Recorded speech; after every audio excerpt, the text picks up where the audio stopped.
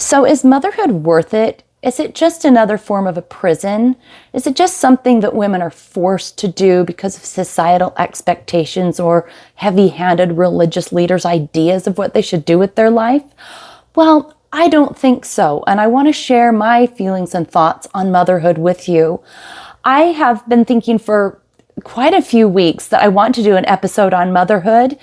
And I haven't really planned out every single thing I'm going to say. I just want to speak from my heart and share a few thoughts. I'm sure I will do more episodes on this in the future. This will really be more of a dialogue as I explore what kinds of things will be helpful to share. I am really surprised though on, I don't know, the war on mothers, on the messages that we're getting from society that it's not worth pursuing. It really mystifies me and it saddens me because my experience as being a mother has been, it's not just transformative. That word does not do it justice. It's completely metamorphosizing. It's night and day different, the person I was before becoming a mother and the person after. Not like it's a before and after, like one day you're a mom and then the next day, or one day you weren't and then the next you are and you're totally different. Yeah, there's some differences that happen really quickly, but just it's this whole life of like decade after decade. I've been a mom for almost 30 years now, decades of struggling to nurture and help and see how you can assist this human being that is 2+ decades behind you on the timeline of life. It does something so profound to your soul. You also engage gifts from heaven that were not there before becoming a mother, because it's like so many things in life, you don't have the gifts until you step into it and then the gifts appear. So, okay, let me just back up and get to the beginning. I do want to talk about feelings and thoughts on motherhood. I want to encourage women who are feeling worried about whether they can do it. I want to encourage women who are feeling like they're maybe ignored or lost or a little bit a step behind everybody because they chose to be a mother and everyone else is out there having so much fun, quote unquote. I want to encourage you wherever you're at with your thoughts on motherhood, that it is noble and good. It is worthy and worth it in every possible way. My experience has been challenging, but great. I did not come to motherhood with a really great map of how to go about it, because my own home had plenty of troubles. I had a very loving mother, but she didn't have a lot of support. So I wanted to have more support in my life and be really intentional with my parenting. But when I made the choice to get married, out of my own naivety, lack of experience, and that thing we all know is a pull of the lottery handle when you get married, I did not partner with someone who saw eye to eye with me on a lot of the values of life.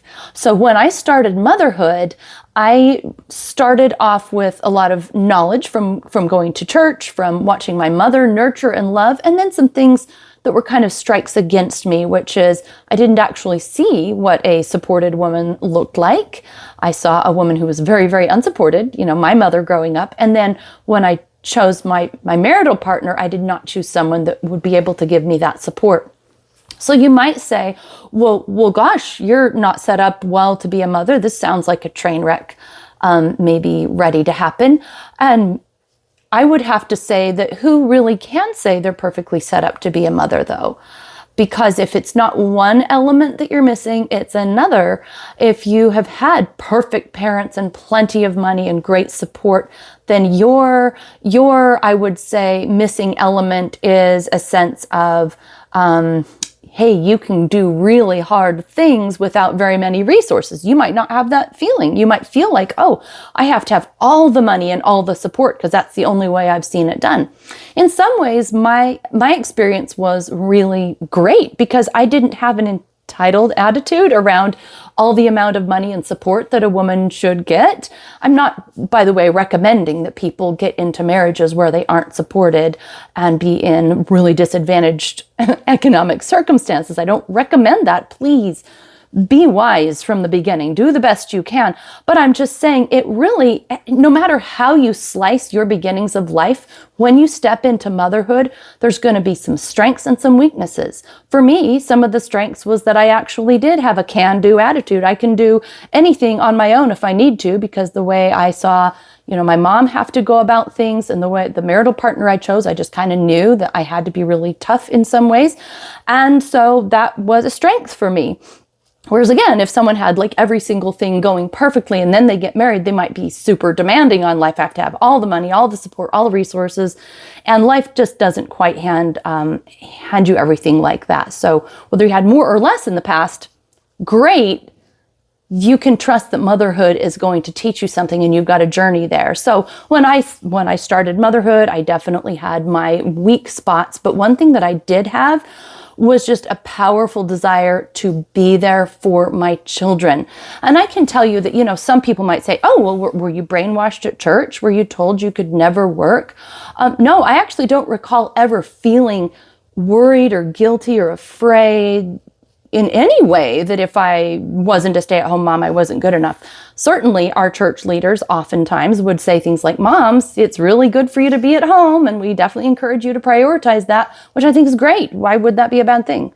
Yeah, but I always had intentions of having a career, but I knew that when I first started having children that was not the time for me to drill down on the career. In fact, I remember when I was pregnant with my first baby, and my husband and I had gone over finance information together, and I could not see how it would possibly work. We just didn't make enough money on his paycheck. And I just remember crying and praying to God, please help me find a way to stay home. And this was not out of religious guilt. I never even came to my mind anything about religious guilt. What came to my mind was the powerful desire that I had to just be there every moment with that beautiful baby, to just watch that child's face, to get to know that child and help them in every way that I could. I didn't want to miss a single thing. And that's just kind of my personality. When I'm in, I'm all in. Whatever it is that I'm doing, that's why I post so often on YouTube, because this is what I'm into right now. When I do it big. And there's nothing wrong with women who say, gosh, I really actually feel like I could juggle a career and I want to be there, having some sanity and some outlets away from my kids. This is not a commentary on that. I'm just sharing my experience. I loved my babies so much, and I loved being a stay-at-home mom. It made me so excited to just think of what could I do to help brighten their day or make their day happy. Well, when I had my very first baby, this is going to be really funny. For you all to find out, I had a second baby exactly 1 year and 3 days later, just because I didn't know that the breastfeeding was not a form of birth control, and lo and behold, it's not. So I had two back to back, and my second child, I was carrying that child home from the hospital, and my first child still hadn't taken his first steps. He did soon after, but he hadn't yet. So I remember feeding the one child in the high chair while I'm nursing the other one and trying to juggle, because again, my husband was gone a lot, and I was just kind of on my own for the most part. But I loved those babies. It was hard. I look back and I would say, I went through a little bit of postpartum depression with that second child, and understandably, I was poor and I was alone a lot with two little kids. But it's one of those things that you just get through it. You pass through it, and it's over with. And why would you not have a child just because briefly you might have some postpartum depression, or for a period of time your husband might be gone a lot? That just absolutely does not compute for me, because the timeline of life moves on, and those things come and go, and you get through hard things, and it was so worth it to me. So like I said, I had these two little babies, and my whole world was just, how can I make them happy and bring them joy? And I remember as they, were starting to grow up a little bit, start to crawl and walk, and I kind of raised these two like twins. I had a couple more a few years later, but these two, and we'll get to that, but these two little babies, I raised them basically like twins. I even ended up potty training them at the same time just because of developmentally where they're at. That worked for us. And, but I just remember one morning they were asleep and I had woken up kind of early, and I just thought, what can I do for them to bring them joy today? And I had a whole basket full of Beanie Babies, and one was crawling and one was walking. And so I just made a little trail from their bedroom over to the living room where I had a pile of pillows and toys to play with. A little trail of Beanie Babies, one after the other, kind of like a dotted line going out their bedroom, down the hall, and into this like pillow pile where we were going to have fun. And when they woke up, I said, okay, follow the Beanie Babies, And so they're going down the hall, following the Beanie Babies, and just to see them so delighted. Oh, there's the next Beanie Baby. Oh, there's the next one. And then like, oh, a pile of pillows. Yay, let's play. There is just nothing more joyful than those moments in my memories. It's I think this whole idea of just like loving someone so much that you can say you love them more than yourself.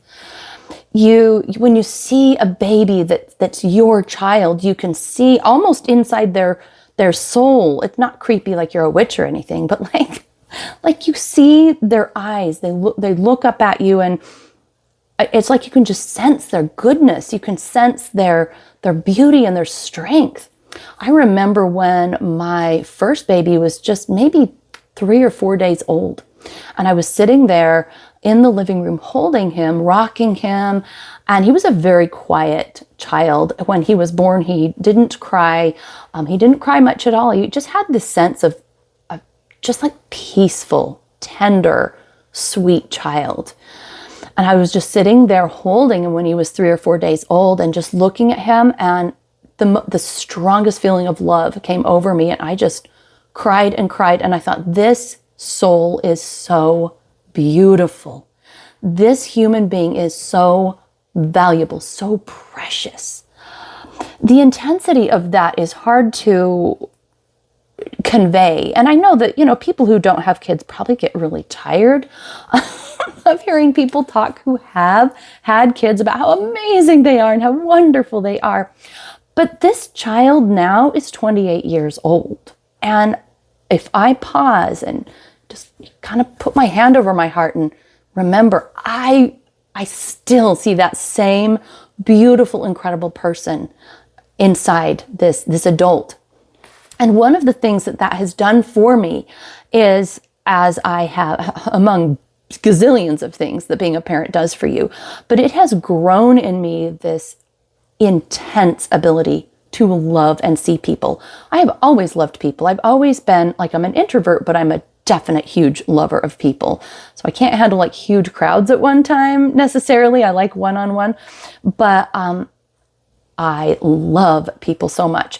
But having children just drove it to this level, this depth, being able to see the beauty, there's no words for it when you can see the incredible value of another human soul. And there's no way quite like seeing a little baby to see that worth. And it's totally different when it's your own baby.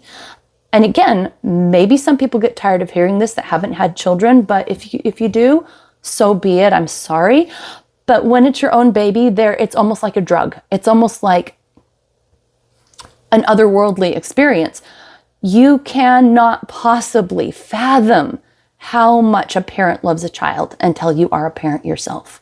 And I love what that's done for me with my relationship with God too, because I know how I feel towards my children when they make mistakes. I just want to love them through it. And I know that they can grow and get beyond this. And if they're mad at me or they think that I'm always mad at them, then it just gets in the way of our relationship. It's really sad, but it doesn't mean that I'm really always mad at them. It's just that if they're always thinking I'm mad at them, then it does create a barrier. And that's the way we are with God. If we think God is always going to be so mad at us, well, he's really not.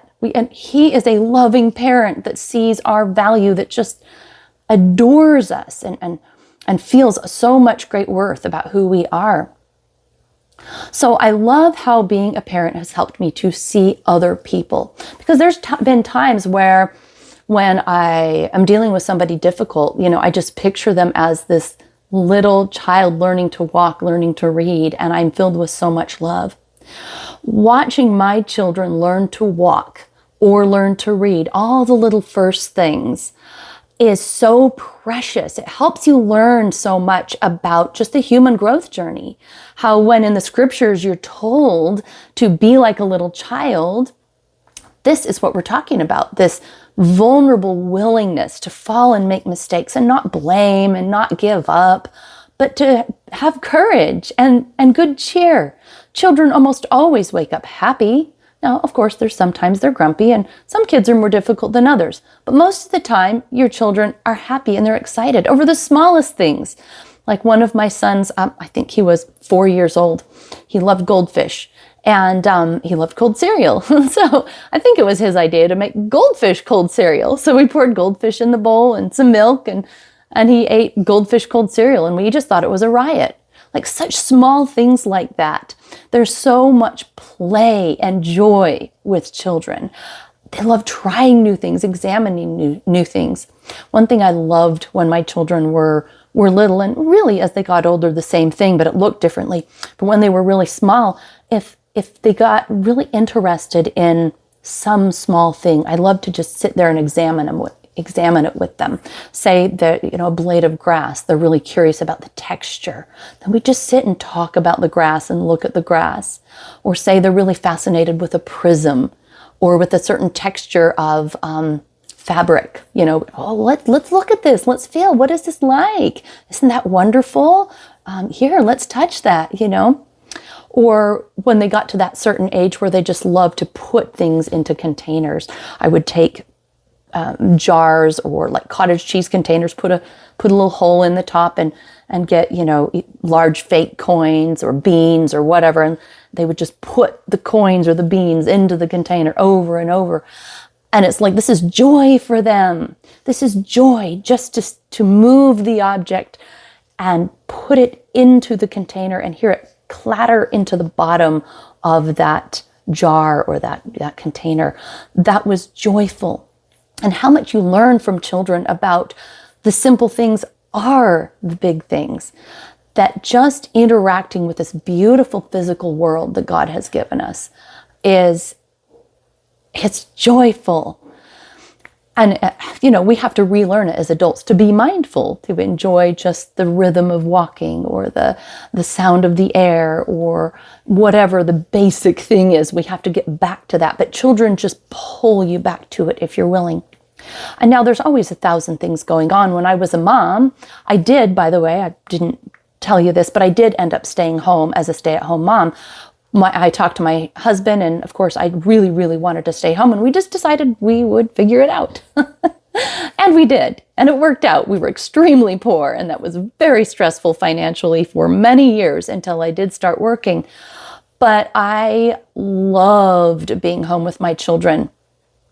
As they got older also, just loved seeing the world through their eyes, like with animals. We had lots of different pets over the years. But if they saw a lizard, stopping and describing the lizard, looking at the lizard. There was one time we caught a couple of very large lizards and kept them for almost a year in a big fish tank in our house and bought crickets and bred crickets and fed them crickets. And the two lizards were named Larry and Larry. We named them both Larry. I don't know why. It was really funny though. And just seeing the kids sit there and watch the lizards, and I remember my youngest, my fourth, crawling up to this counter where the aquarium of the lizards are and just dipping her hand down into the lizard's container, into their aquarium, just seeing if she could touch one, if they'd touch her.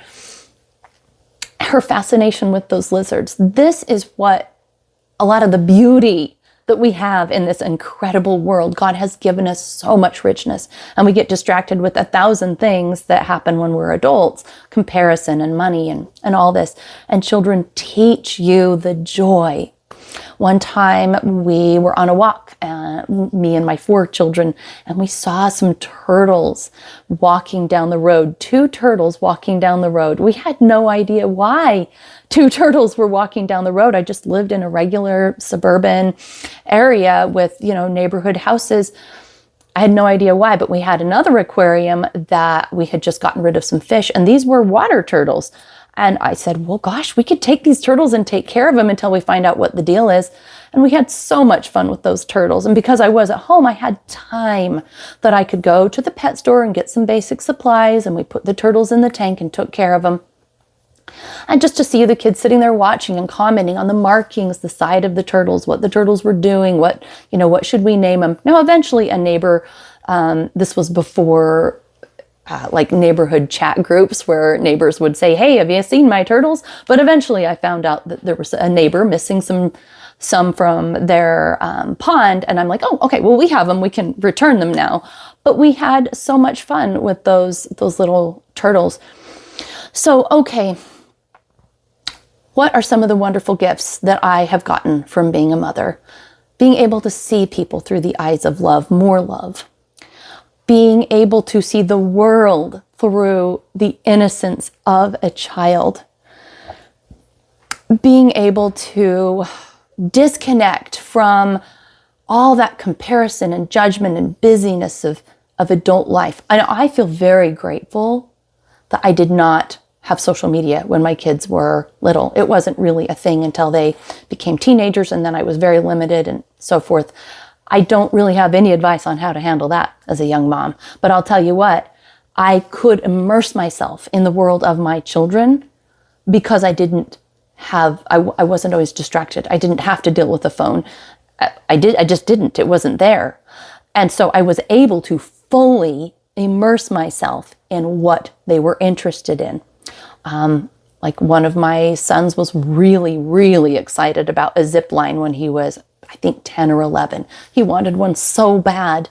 And we were able to plot and plan and finally found the right one and the right price and got his dad to put it up from a big tree we had in the yard. And just to see him, the excitement that he had of being able to climb that tree and feel the freedom of zipping down that zip line, feeling the wind go past him. And he would do it over and over again. And to give him that opportunity.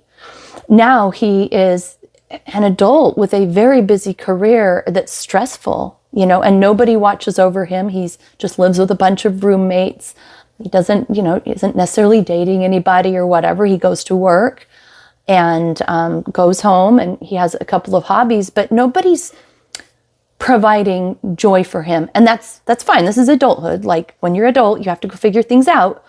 But it just, it's hard to describe how precious it is to have these moments with another human being where you're able to look at them and their value, their beauty, their goodness, the incredible soul that they are, and spend your time giving them memories and helping them read, walk, ride a bike, helping them learn how to sort items, learn how to organize a room, how to organize their backpack, how to solve problems with friends.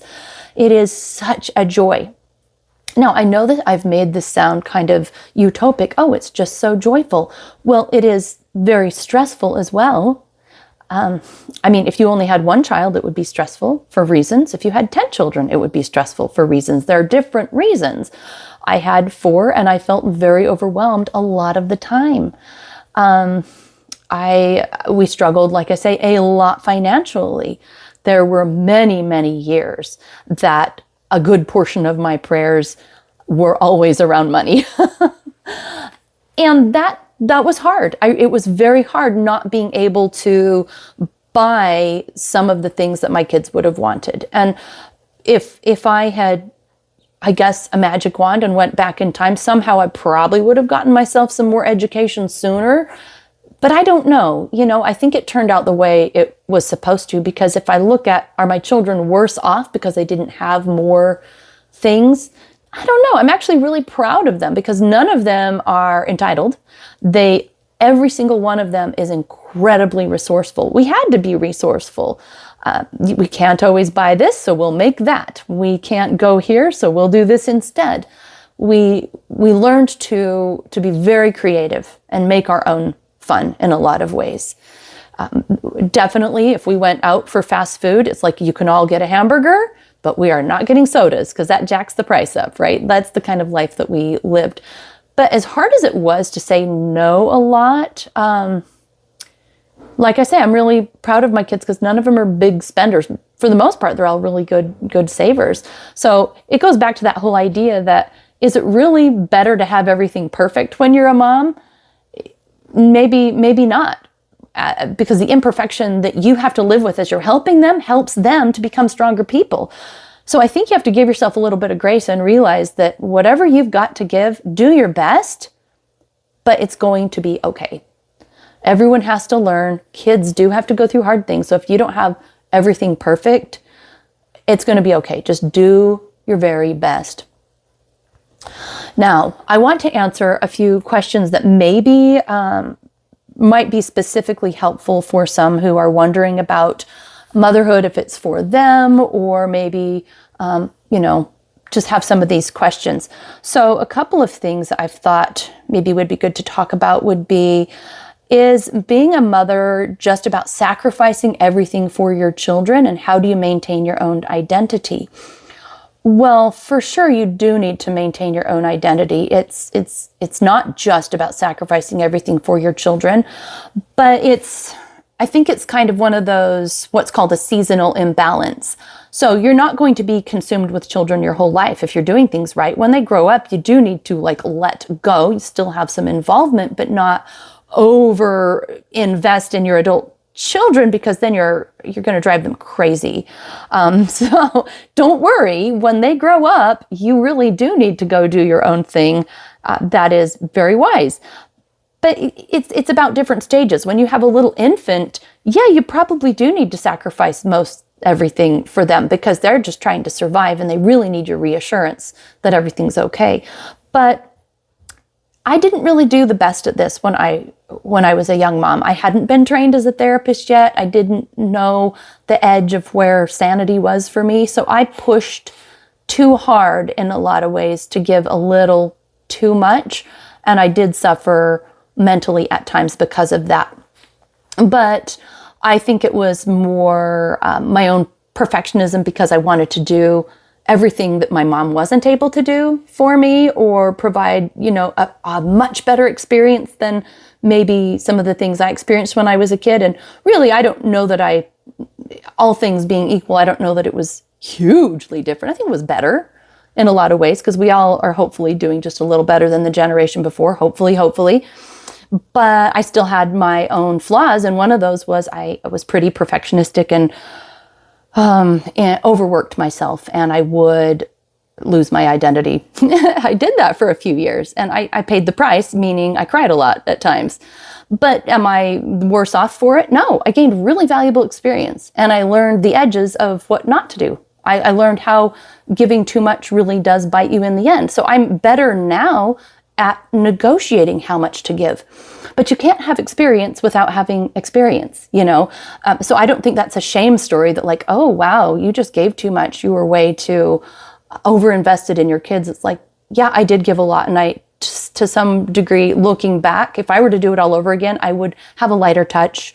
I would ease up a lot. But I don't know that you can have that wisdom again without having gone through it. So sure, you don't need to give up your identity for your children. But if you're struggling with that, talk to someone and get yourself through it, because I don't know how you know that without going through the trials and doing too much on one side or the other and then finding balance. And if you're a young mom, you might have to just go through the imbalance to figure out that was imbalanced. And then I need to go a little bit more in the other direction. You learn by doing. That's one of my favorite sayings. You learn as you go. Okay, another question, how do you deal with the overwhelming nature of motherhood, the exhaustion and the constant demands? Well, I think it's just perspective that this too shall pass. It doesn't feel like it's going to pass when you're in it, because, like I say, I had 4 kids. I had my first one, I was about 23, and my last one, I was 30.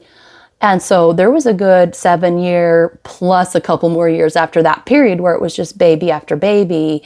And it does feel like it's never going to end. But all my children are raised now, and it's all in the background, and it was a great experience. The thing to remember is you have several lifetimes in your life. You are a child, then you are a teenager, then you're a single young adult.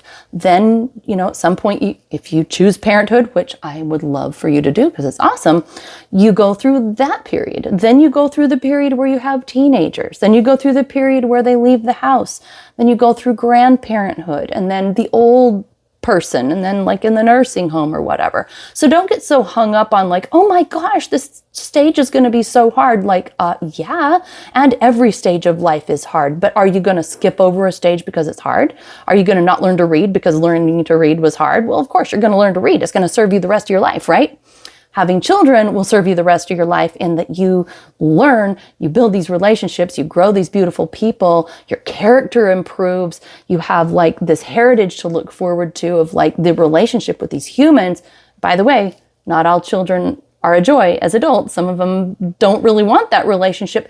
But so then what? Well, you still say, I got a chance to serve this human. I got a chance to love this human. No matter how you slice it, it's a great experience, especially if you value wisdom and understanding. So, okay, how do you deal with the overwhelming nature of motherhood? Well, you do what you can to stay balanced. You reach for supports. You don't run faster than you have strength. There's a lot of things you do. And then also you have perspective. This too shall pass. It is a temporary period. It does not feel temporary, but a lot of things don't. Remember when teenagehood didn't feel temporary? Felt like high school was going to last forever, but it didn't, right? Young motherhood doesn't last forever either. It goes on, and then you've accomplished it. You did it. You can have that for the rest of your life. Okay, another question. What if I feel like I'm not cut out to be a mother? Do you have to be naturally maternal? I have not felt naturally maternal ever. I was a very solitary type of kid that loved to just read and think about facts and science and literature. And I never had much of an inclination for babies at all. When I was asked to babysit, I would play with the kids, but then I'd go eat the ice cream out of the parents' freezer. And I would really get ticked off if they didn't pay me well. I wasn't really that into the kids. Like I could make a go of it because I could invent fun games, but I didn't adore it. I never thought other people's kids were cute. But my own kids, a totally different thing. I think that it never bothered me that I'm not a naturally maternal person. I mean, there were lots of times when I had a little babies that I just didn't really know what to do. So I'd ask my friends like, well, what do you do when your baby does this? Or, gosh, I'm not really sure what to do here or there. Like I'd ask for support, but luckily I didn't shame myself. But I have met people who have made a big deal out of that are like, oh, I have to feel like how women feel in the movies, or something. I think that's just ridiculous. Any woman can be a mother. They just need different supports. They just need to trust God. He will give you children that are meant for you. It doesn't mean everything's going to be perfect. Your children don't always get along with you. Sometimes there's personality conflicts, but just trust God that if they're your child, you're going to be able to do this. I kind of just disagree with this whole like women are all 100% naturally maternal or that they have to be that way. I think women are who they are, and we definitely have our soft side and our like ability to feel inspired and a lot of empathy, and that's great, but if you feel like you're not completely all womany woman like that, well, it's fine. So maybe you're more of a science nerd or something. It's fine. I think I was kind of a little bit of both because I just loved my babies so much. But I also definitely didn't have some of the same instincts that some mothers had. And that's why I felt like I had to ask other mothers for help. What do you do when this happens? Or I don't know what to do with that. And they'd be like, well, dude, it's easy. You just do this. I'm like, oh, okay, I guess I'll try that. It's fine to ask for support. It's fine for things to not come natural. And also it's fine to not judge yourself and to do motherhood your way and to be like, hey, this feels like the way I want to do this, so I'm going to do it this way. That's okay. Okay, how do you balance, here's another question. How do you balance career aspirations with the demands of motherhood? I had to go to work when I got divorced, which actually happened at a similar time as when I graduated with my master's degree, and my youngest was 8 or 7. or 6. Oh my gosh, I'm trying to remember now. Yeah, she was actually 5 when I went back to work.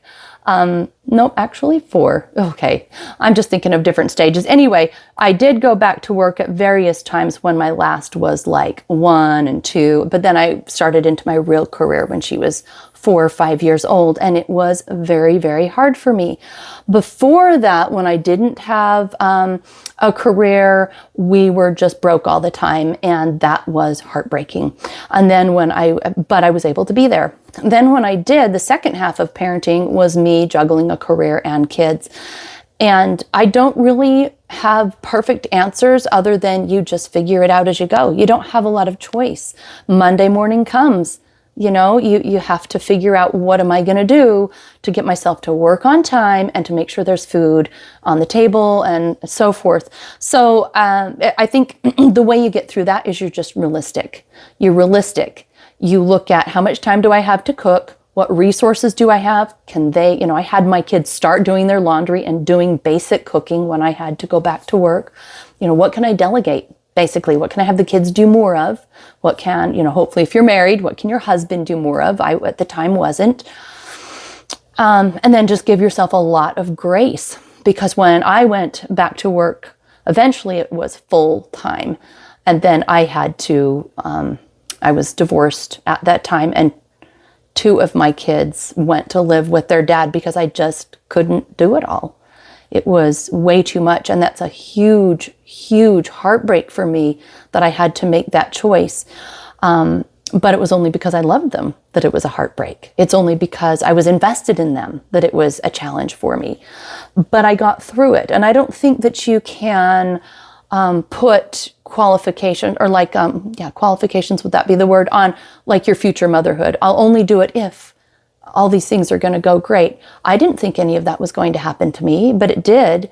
And I learned to trust God, that even though my children's childhood was turning out to be complicated, that He had a plan for them, that He was going to help them through it. And my childhood was complicated, and He helped me, so He can help them too. And I had to deal with a lot of, fear and shame. Did I mess them up? Did I? And I had to answer, I did not choose these things. These are just things that have come my way, and I've had to make the best of it. And so I think there's just so many layers of learning spiritually by being a mother, and especially when you don't get what you want, when things don't turn out well, that you can realize it's okay. God has a plan. He has your back. Things don't look like they're perfect, but you are kind of delusional to think that they should anyway. So it helps you let go of those things and to trust and to love even among the imperfection. So balancing those career aspirations, I don't have great advice other than the river of time keeps moving, and you don't have choices other than to take the time you have and make the best of it and delegate where you need to and delete tasks to simplify where you need to. Okay, I need to wrap this up, so I will just answer 2 more. What about financial strains of raising children, and how do you find joy and purpose amongst the daily chaos? So financial strain of children, how do you handle that? I think you just trust that you can be really creative, that children aren't as expensive. They're more expensive than you think, and they're less expensive than you think. If you maximize and have to have all the new things, and you still need to, eat out all the time, and you want to have brand new of all the name brand cool Pinterest things, then it's going to be really expensive. You will definitely need 2 solid careers or a very rich husband.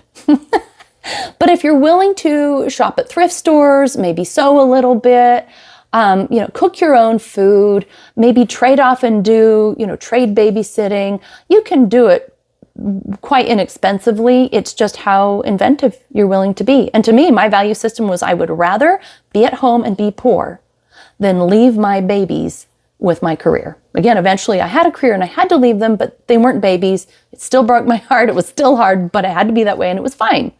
And my career has blessed my family's life. If you're working with God and trying to do the best you can, and you actually have to have a career the whole time, your career will end up blessing your children's life. It will show them a strong woman. It will teach them. They will grow from you. It's all going to be fine. But as far as the the financial strain, you look at your priorities and say, which is more important to me? Would I rather be home and be poor? If that's your dilemma, maybe it's not. If not, this section isn't for you. But would I rather be at home and be poor, or would I rather be gone, have a little bit more but less time with my child, and just realize it's a choice. You can't have every single thing you want. And that it's okay to choose, and it's okay that it's imperfect. You'll be sad that you're missing so much of your time with your child if you're gone, but you'll have more money to do things that are useful. If you're home, you'll be a little sad sometimes that you don't have the money, but you'll be there for all the milestones. So you just have to have a conversation with yourself in the mirror and say, which one am I going to prioritize? And to trust yourself that it's okay to choose something imperfect, because there are no perfect choices. And it's not going to kill your child. It's not going to destroy their life that you don't have a perfect choice. There are no perfect choices. You're just doing the best you can. That's good enough. That's life's journey. So this last one, how do you find joy and purpose amongst the daily chaos of the mundane tasks? Just remembering that the memories you make with your children mean so much to them, and that they mean so much to you too. That you might be overwhelmed with fingerprints and dog barking and things spilling and people crying about petty little things because someone stole someone's car. But later, those memories will be so sweet that it will blow your mind. It will absolutely blow your mind. And that the memories made in the boardroom or over the water cooler or at your cubicle in the office aren't really that exciting. Trust me, again, because I've been there. I've been in both worlds. I have a career too. That, maybe some of the memories at work are a good laugh or maybe a resume thing, but it's not the deep, heartwarming, soul-touching, say it at the funeral kinds of things. But the things that happen at home with those children will rock your world. And so how do you keep focused on the perspective of how important that is?